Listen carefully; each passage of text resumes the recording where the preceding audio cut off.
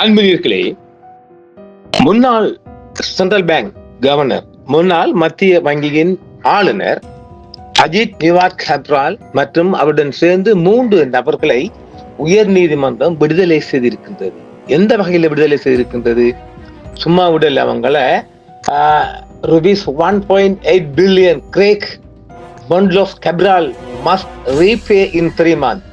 3 மாத காலத்திற்குள் அவர்கள் இந்த குறிப்பிட்ட இந்த தொகை பணத்தை, எவ்வளவு, 180 மில்லியன் பிளஸ், கொஞ்சம் கூட கணக்கு வருகிறது. 185க்கு குறைவு, 84 இடையில. அது ஒரு நீண்ட ஒரு கொஞ்சம் சில கணக்கெல்லாம் வருது இல்லையா? அதற்காக நாங்க 184 மில்லியன் தாரம், 1.8 பில்லியன். இதுதான் இந்த கணக்கு வந்திருக்குது. இது இந்த நாட்டின் ஒரு மிகப்பெரிய பேசு பொருளாக மாறி இருக்கின்றது. இவர்தான், இந்த அஜித் நிவாட் கப்ரால் தான் இலங்கையில் மஹிந்தர் அண்ட் கம்பெனி, கோட்டையன் கம்பெனிக்கு எல்லாம் இந்த மிகப்பெரிய ஊழலுக்கெல்லாம் வழிவகுத்த மத்திய வங்கியின் ஆளுநர். எந்த அளவுக்கு செஞ்சுக்கான்னு சொன்னால் மிகப்பெரிய அளவுக்கு. இப்ப அந்த பணம் எல்லாம் தான் 3 மாதத்துக்குள்ள கட்டுவதாக நீதிமன்றத்தில் ஏற்றுக்கொண்டிருக்கின்றார். அதனால் அவர் சார்ந்த தர்மசேன தீரசிங்க, டொன் வசந்த ஆனந்த சில்வா, எம்ஏ கருணாரட்ன, சந்திரஸ்ரீ ஜெயசிங்க, பண்டித ஸ்ரீவர்தன், இந்த 4 பேரும் விடுதலை ஆக்கிறாங்க. எல்லாம் அவங்க 4 அவரோட +1 சேர்ந்து.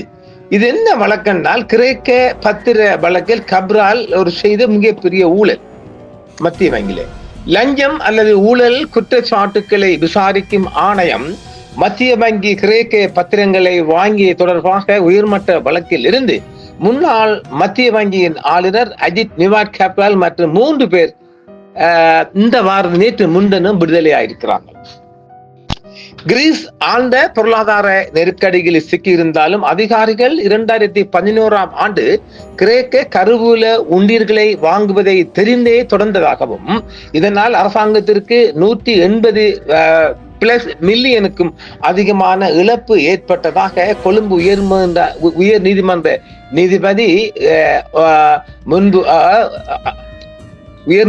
நீதிபதி அவர்கள் முன்பு இந்த ஊழல் தடுப்பு ஆணையம் குற்றம் சாட்டியிருந்தது. உச்ச நீதிமன்றம் ஏற்கனவே பரிவர்த்தனை சட்டபூர்வமானது என்றும் மத்திய வங்கி விதிமுறைகள் மற்றும் நிதி அறிக்கை தரநிலைகளுக்கு ஏற்ப மேற்கொள்ளப்பட்டது என்றும் பாதுகாப்பு வழக்கறிஞர்கள் நீதிமன்றத்தில் தெரிவித்தார்கள். இந்த விஷயத்தை 2வது முறையாக ஊழல் வழக்காட தொடர ஊழல் ஆணையம் எடுத்த முயற்சி தேவையற்றது என்றும் அவர்கள் பாதித்தனர். குற்றப்பத்திரிகை திரும்ப பெறப்பட்டதால் உயர் நீதிமன்றம் கப்ரால் மற்றும் 3 சக குற்றவாளிகளையும் அனைத்து குற்றச்சாட்டுகளும் என்று முறையாக விடுவித்தளிக்கிறது. அந்த நிபந்தனையும் இருக்கின்றது. இப்ப சிங்கள ஊடகங்களிலும் சிங்கள இந்த சமூக வலைத்தளங்களிலும் வேறு மாதிரியான பொய் வதந்திகள் சொல்றாங்க. அவங்க இந்த பணம் 3 மாதத்துக்கு கட்டவில்லை என்றால், ரீபேமெண்ட் இல்லை என்றால் மீண்டும் இவர்கள் மீது வழக்காடப்படும் என்ற நிபந்தனை, கண்டிஷன் தான் செய்யப்பட்டிருக்குது. லஞ்ச ஒழிப்பு ஆணையம் குற்றச்சாட்டுகளை வாபஸ் பெற்றதை அடுத்து கொழும்பு நீதிமன்றத்தில் இந்த முன்னாள் ஆளுநரும் இந்த 3 நபர்களும் விடுதலை செய்யப்பட்டிருக்கின்றார்கள். லஞ்ச ஒழிப்பு ஆணையம் குற்றச்சாட்டுகளை வாபஸ் பெற்றதை அடுத்து அஜித் நிவாட் கப்ராலுக்கு எதிரான வழக்கு வாபஸ் பெறப்பட்டதாக லஞ்ச ஒழிப்பு ஆணையம் தெரிவித்திருக்கின்றது. லஞ்ச ஒழிப்பு சட்டத்தின் பிரிவு 67(1) கீழ் குற்றச்சாட்டுகளை திரும்ப பெற பரிசீலிக்க வேண்டும் என்று குற்றவாளியான கப்ரால் விண்ணப்பித்ததை அடுத்து கொழும்பு உயர்நீதிமன்றம் கோரிக்கையை அனுமதித்தது. பிரிவு 67 கீழ் 2 கீழ் ஒரு மறு ஆய்வை தொடர்ந்து கப்ரால் அரசுக்கு ஏற்பட்டதாக கூறப்படும் இழப்புக்கு இழப்பீடாக 184 மில்லியன் பிளஸை டிபாசிட் செய்ய வேண்டும் என்ற நிபந்தனையின் பேரில் 67(3) கீழ் குற்றச்சாட்டை வாபஸ் பெற லஞ்ச ஒழிப்பு ஆணையத்தின் இயக்குநர் ஜெனரல் ஆணையத்தின் ஒப்புக்கொண்டாங்க. அவங்க டைரக்டர் ஜெனரலுக்கு கீழே வருது. அதாவது இந்த லஞ்ச ஒழிப்பு வழக்குகளை எல்லாம் லஞ்ச ஒழிப்பு ரூல்ஸ் அண்ட் ரெகுலேஷன் அந்த 67(3) 3ஆம் இலக்கத்தின் கீழ் இந்த குற்றச்சாட்டை வாபஸ் பெறலாம். இப்ப 62 என்ன செல்லுது என்றால் அவங்களோட கோரிக்கை நியாயமானது என்றால் பரிசீலிக்கப்பட வேண்டும் என்பது. அப்ப 67 குற்றச்சாட்டு. அப்ப 65 செக்ஷன் தான் அவங்க போட்டு செஞ்சிருக்கிறாங்க. கமிஷனின் கூற்றுப்படி இந்த தொகை டிசம்பர் 10 தீர்ப்பளிச்சாங்கல்ல இன்று வெள்ளி. அப்ப 3 தினங்கள். இந்த 10 முதல் 3 மாதங்களுக்குள் ஒரு நியமிக்கப்பட்ட மத்திய வங்கி கணக்கில் செலுத்தப்பட வேண்டும் என்றும் காலக்கெடுவுக்குள் பணம் செலுத்தப்படாவிட்டால் சட்டத்தின் பிரிவு 67 கீழ் குற்றச்சாட்டுகள் மீண்டும் தாக்கல் செய்யப்படும். இதுதான் அந்த அவங்களுக்குரிய கண்டிஷன். அப்ப சமூக ஊடகங்களே அரசு ஏதோ அவங்களுக்கு பாவ மன்னிப்பு கொடுத்துட்டு விட்டுட்டாங்கன்ற கதையெல்லாம் இல்லை. இழந்த பணத்தை அவங்க ரீபேமெண்ட் பண்ண போறாங்கன்றால் அதுக்குரிய வாய்ப்பு அங்க செக்ஷன்ல சொல்லப்படுது. லஞ்ச ஒழிப்பில் அதான் அந்த நிபந்தனை. வழக்கில் குற்றம் சாட்டப்பட்ட மற்ற 4 பேருக்கு எதிரான குற்றச்சாட்டுகள் குற்றவியல் நடைமுறை சட்டத்தின் பிரிவு 194(3) கீழ் திரும்ப பெறப்பட்டன. இதன்படி உயர் நீதிமன்றம் அவர்களையும் விடுவித்திருக்கிறது. வழக்கு நிபந்தனையுடன் திரும்ப பெறப்பட்டு பணம் செலுத்தப்படாவிட்டால் மீண்டும் சேர்க்கப்படலாம் என்பதால் குற்றம் சாட்டப்பட்டவர்கள் விடுவிக்கப்பட்டதாகவோ அல்லது நிரபராதிகள் என்று அறிவிக்கப்பட்டதாகவோ கூறப்படும் ஊடக கூற்றுக்கள் தவறானவை என்று லஞ்ச ஒழிப்பு ஆணையம் உத்தியோகபூர்வமாக இன்றே தெரிவித்திருக்கின்றது. இவங்க ஏதோ அரசாங்கம் இவங்களுக்கு பாவ மன்னிப்பு கொடுத்தன்னு சொல்லி விளக்கம் தெரியாம விளப்பமில்லா குழப்பத்துல சில செய்திகளையும் பேஸ்புக் தளத்துகளையும் சிங்கள செய்திகள் அடிச்சு நாராடிக்கிறாங்களாம். இல்லை, இவங்க 10 இந்த 10 இருந்தால் ஜனவரி, பிப்ரவரி, மார்ச் 10க்குள்ள பணம் சேர்க்கப்படவில்லை என்றால் பணம் சரியா வங்கியில ஒரு புரிதல் ஒரு தனி அக்கௌண்ட் ஒன்று ஓபன் பண்ணி அந்த ஓபனுக்கு வேற 184+ மில்லியன் பணம் வந்து சேரும் வரைக்கும் இந்த அவங்களுக்கு பெயிலும் இல்லை, வழக்கு முடிஞ்சிடுச்சு. அவங்க ஜனவரி, பிப்ரவரி, மார்ச்சுக்குள்ள இவங்க பணம் செலுத்தலை என்றால் மீண்டும் இந்த வழக்கு தொடரப்படும். இதுதான் கண்டிஷன். கப்ராலுக்கு 184 மில்லியன் ரூபாய் வழங்க முடிவு செய்யப்பட்டது. இதே போன்று ஒரு முடிவுக்கு ரணில் ராஜபக்ச அவர்களும் வந்திருப்பதாக ஒரு தகவல். 2011ஆம் ஆண்டு கிரேக்க பத்திரங்களில் முதலீடு செய்ததன் மூலம் அரசாங்கத்திற்கு ஏற்பட்ட பெரும் இழப்பை ஈடுகட்ட இழப்பீடாக ரூபாய் 184+ மில்லியனுக்கும் அதிகமான தொகையை வழங்க இலங்கை மத்திய வங்கி நிபந்தனை விதித்ததை அடுத்து முன்னாள் மத்திய வங்கி ஆளுநர் அஜித் நிவாட் கப்ராலுக்கு எதிராக தாக்கல் செய்யப்பட்ட வழக்கை லஞ்ச ஒழிப்பு ஆணையம் வாபஸ் பெற்றிருக்கின்றது. பொது நிதியை தவறாக பயன்படுத்திய தொடர்பாக முன்னாள் ஜனாதிபதி ரணில் விக்ரமசிங்கே மீது தாக்கல் செய்யப்பட்ட வழக்கிலும் இதே போன்ற நடவடிக்கை ஏற்படலாம் என்று சட்ட வட்டாரங்கள் குறிப்பிடுகின்றன. அதாவது ரணில் வழக்கு நாம் ஏற்கனவே 3-4 காணொலி தந்திருக்கின்றோம். ரணில் அதாவது யூனிவர்சிட்டிக்கு இது ஒரு ஃப்ளோல சொல்லிக்க போறோம், பிள்ளைய ரிப்பேர் பண்ணிக்கொள்ளுங்கப்பா ப்ளீஸ். அது என்னவா, ரணில் ஆத்துக்கார வைஃப் அவர்கள் ஒரு PhD பட்டத்துக்காக லண்டன் சென்ற போது இவரும் பொது நீதியை தவறாக பயன்படுத்தி தொடர்பாக அரெஸ்ட் பண்ணப்பட்டு சிஐடி லண்டன் சென்று ஏகப்பட்ட ஆதாரபூர்வமான ஆவணங்கள் சாட்சிகள் எல்லாம் ஆயிடுச்சு. இதுல ரணில் பையா இறுகுவார். அதனால் அவரும் இந்த மாதிரி பொது நிதி பயன்படுத்தப்பட்டது தொடர்பாக அதுக்குரிய மொத்த தொகையும் ரணில் பையாவும் சென்ட்ரல் பேங்கில் செலுத்த போறாராம் என்ற ஒரு தகவல் வந்திருக்குது. அது ஊர்ஜியமான தகவலாக நாங்கள் பார்க்கலாம். கட்டுமா இல்லையா?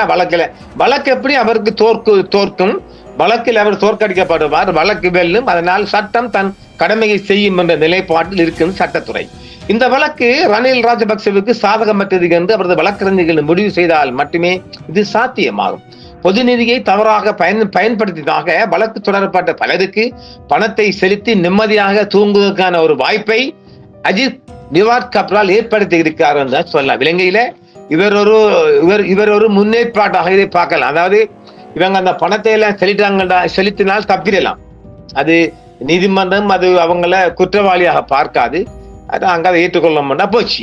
இலங்கை மத்திய வங்கி கிரேக்க பத்திரங்களில் முதலீடு செய்ததன் காரணமாக 2011ஆம் ஆண்டில் ஏற்பட்ட பெரும் இழப்பு தொடர்பாக தாக்கல் செய்யப்பட்ட வழக்கில் இருந்து குற்றம் சாட்டப்பட்டவர்கள் விடுவிக்கப்பட்டுள்ளனர் என்று சில ஊடகங்கள் வெளியிட்ட செய்திகள் தவறானவை என்று லஞ்ச ஒழிப்பு ஆணையம் ஒரு சிறப்பு அறிக்கையை கொடுத்திருக்கின்றது. இந்த வழக்கை நிபந்தனையுடன் திரும்ப பெறுவதாகவும் தொடர்புடைய இழப்பீட்டை செலுத்துவது கட்டாயமாகும் என்றும் ஆணையம் வலியுறுத்தி இருக்கின்றது. இலங்கை மத்திய வங்கி கிரேக்க பத்திரங்களில் முதலீடு செய்ததன் காரணமாக 2011ஆம் ஆண்டில் அரசாங்கத்திற்கு ஏற்பட்ட பெரும் இழப்பு தொடர்பாக தாக்கல் செய்யப்பட்ட வழக்கிலிருந்து முன்னாள் மத்திய வங்கி ஆளுநர் அஜித் நிவாட் கேப்ராலை விடுவிக்க கொழும்பு உயர் நீதிமன்றம் அனுமதி அளித்துள்ளது. அதன் தொடர்புடைய இழப்பை ஈடுகட்ட 184 மில்லியனுக்கும் அதிகமான இழப்பீட்டு தொகையை வழங்க வேண்டும் என்ற நிபந்தனையை விதித்த பின்னரே வழக்கு வாபஸ் பெறப்பட்டதாகவே லஞ்ச ஒழிப்பு ஆணையம் தெரிவித்திருக்கின்றது. இதை விட்டு பொது ஊடகங்களில் பிழையான தகவல்கள் பதிவு செய்யப்பட்டு வரப்பட்டுள்ளதாகவும் லஞ்ச ஒழிப்பு ஆணையம் மறுத்திருக்கின்றது. ஆணையத்தின் இயக்குநர் ஜெனரல் ஒப்புதலுடன் வழக்கு வாபஸ் பெறப்பட்ட நாளிலிருந்து 3 மாதங்களுக்குள் அரசாங்கத்தால் ஏற்பட்ட இங்கே குறிப்பிடப்பட்ட 184 மில்லியன் பிளஸ் ரூபாயை அது கிட்டத்தட்ட ஒரு 185 ரொம்ப கம்மி. நம்ம 184 பிளஸ் எடுத்துக்கொள்ளலாம். அதனால அவர் செலுத்துறதுக்கு அதாவது ஓகே ஆமண்டு ஏற்றுக்கொண்டதன் பிரகாரமே இந்த வழக்கு வாபஸ் பெற்றிருக்கின்றது. இந்த தொகை குறிப்பிட்ட காலத்திற்குள் செலுத்தப்படாவிட்டால் செக்ஷன் நாங்க சொல்லிக்கிறோம் இல்ல, லஞ்ச ஒழிப்பு ஆணையத்தின் செக்ஷன் 67 அந்த 5 கீழே மீண்டும் இந்த வழக்கு தொடரப்படும் என்பது சட்டம். இங்குள்ள சிறப்பு என்னவென்றால் பல ஆண்டுகளாக இந்த பரிவர்த்தனையை நியாயப்படுத்திய திரு கேப்ரால் இறுதியாக தனிப்பட்ட முறையில் பொறுப்பேற்று ஏற்பட்ட இழப்பை ஈடுகட்ட பணத்தை செலுத்தி ஒப்புக்கொண்டு கொண்டிருக்கிறார். அப்ப இவற்றை 184 மில்லியன் பணம் இருக்கா இல்லையா? நீ எப்படி பணக்காரனான? இவருக்கு மிக அதிகமான பணம். நான் நினைக்கிறேன் இவருக்கு ஒரு மாதம் இவருக்கு 50 லட்சம் சம்பளம் நினைக்கிறேன். இப்ப உள்ள சேர்மனுக்கு 20 லட்சம் தான் கொடுக்கப்படுது. அவர் ஆஸ்திரேலியாவில் இதை விட நந்தசேன அவர்கள் இதை விட அதிகமாக சம்பளம் பெற்றவர். அவர் ஊழல்கெல்லாம் ஒப்பிட மாட்டார்.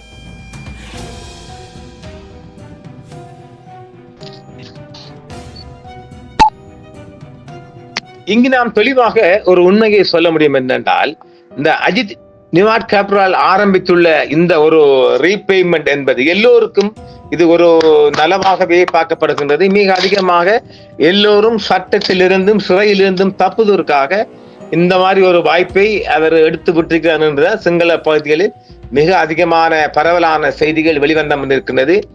அஜித் நிவாட் கேப்ரால் தான் ஆரம்பித்திருக்கின்றார். பேசாம நம்ம லாபமோ நட்டமோ வழக்கண்டு போயாச்சு, இறையினம் என்றா கம்பி எண்ணனும் களி திண்டனும் வெளிக்கடை சீரல கிடைக்கணும் பண்றதுக்காக கடனோ உடனோ இருக்கிற பணம் எல்லாம் படிச்சு கட்டிடுவோம் என்ற முடிவுக்கு வந்துட்டாங்க. இதே போன்று ரணில் பையா மற்றும் குற்றம் சாட்டப்படுகிற பலரும் இந்த மாதிரி ஒரு முடிவுக்கு வருவார்களானால் நிச்சயமாக அவர்களும் இந்த மாதிரி விடுவிக்கப்படுவார்கள். அதையெல்லாம் பிழையாக எடுக்கல. செக்ஷன் இடம் இருக்குது. நாம் செக்ஷன் சொல்லிக்கணும் இல்லை.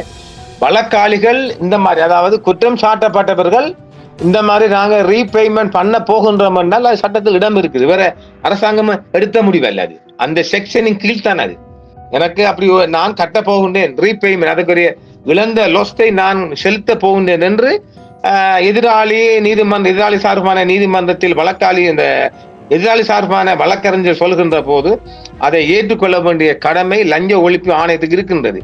அதற்காகத்தான் அந்த செக்ஷன்ல நான் சொல்லி இருக்கிறேன். எனவே இதே போன்று ரணிலும் இந்த முறையை கையாளுவதற்கான ஒரு வழிவகை இருக்கு. ஏனெனில் அவருக்கு எதிரான இந்த வழக்கு அந்த வழக்கில் ரணில் பையா தோல்வி பெற போகின்ற என்பதை நாம் எங்க அடித்து சொல்கின்றோம். அவரு தேர்தலிலும் தோல்வி பெற போகிற நாம சொன்னோம், இந்த வழக்கிலும் அவர் தோல்வி பெற போகின்ற சொல்கின்றோம்.